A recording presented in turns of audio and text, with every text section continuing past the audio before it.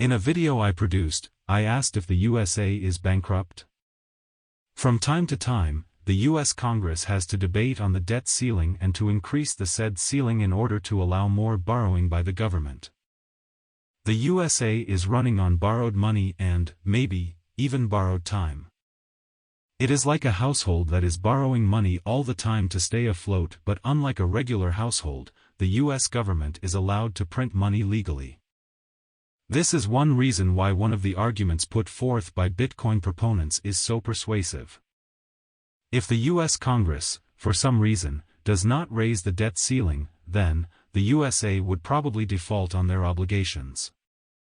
Being the largest economy in the world, it would have earth-shattering consequences for all countries, whether or not they are holding U.S. government bonds. Although the debt ceiling has always been raised in the past, with opposing parties holding the U.S. presidency and controlling the U.S. Congress, this time, it could be different. We want to be able to keep ourselves and our families financially secure in such a scenario. I have said from time to time that it is a good idea to hold some precious metals like gold and silver, not because they are good investments but because they are a form of insurance. The Business Times reported that the Monetary Authority of Singapore led central banks in precious metals buys in Q1 2023.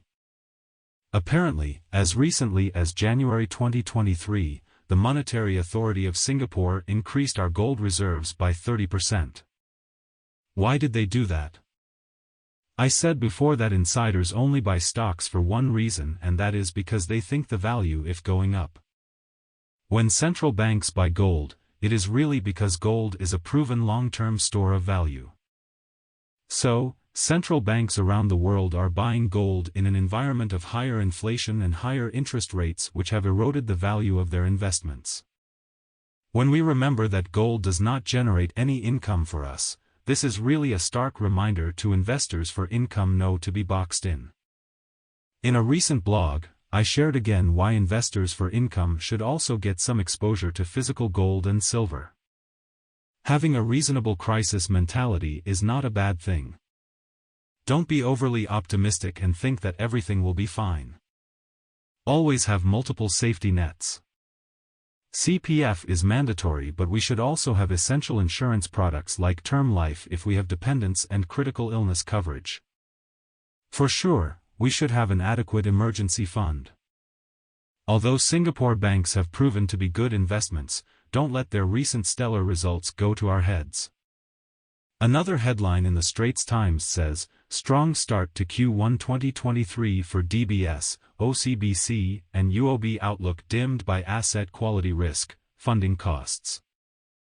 Higher funding costs is to be expected and can be calculated, but asset quality risk is the big wild card here. How bad is it going to be?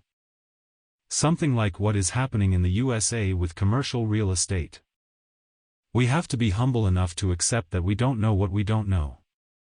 Don't go all in when investing, especially when things look exuberant, and definitely don't be overly leveraged.